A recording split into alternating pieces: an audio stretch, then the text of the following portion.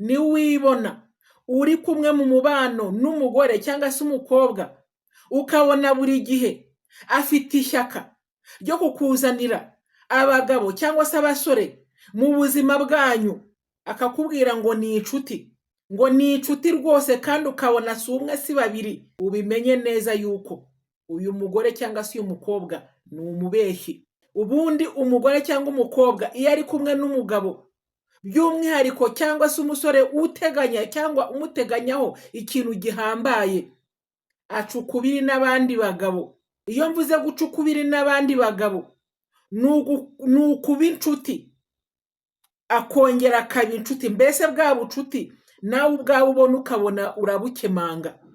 Rero nubona igihe cyinshi akurura mu mubano wanyu abagabo cyangwa se abasore, kandi we avuga neza yuko ari inshuti zisanzwe, bimenye ko ari umubeshyi. Abo ni abagabo be bamuryamisha mu buriri, abo ni abagabo azajya gusimbuza cyangwa se azanagusimbuza. Rero uramenya utajya mu mikino ye, kubera yuko nubishyigikira ukavuga uti mama rwose reka ne gukoma rutenderi, atavaho acika atavaho anyanga, ni hahandi ushobora kuzakomeza umukurura bitewe n'ibintu agukurikiyeho ufite wenda bariya badafite, ariko uko bizamera kose ntago uzamugira wenyine, uzajya umusangira nabo kandi uzabibona.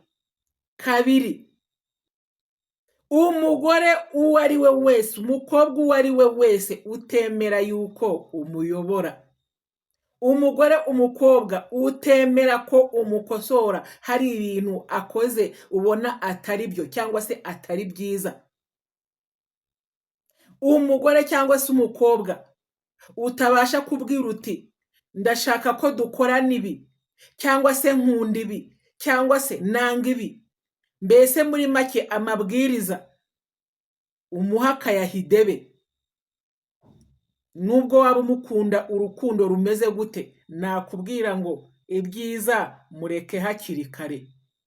Umugore ubundi mubana neza, umukobwa mubana neza, ni umukobwa wayobora, ni umukobwa wakosora, umugore wayobora, umugore wakosora, kandi akumvira akubahiriza amabwiriza ye.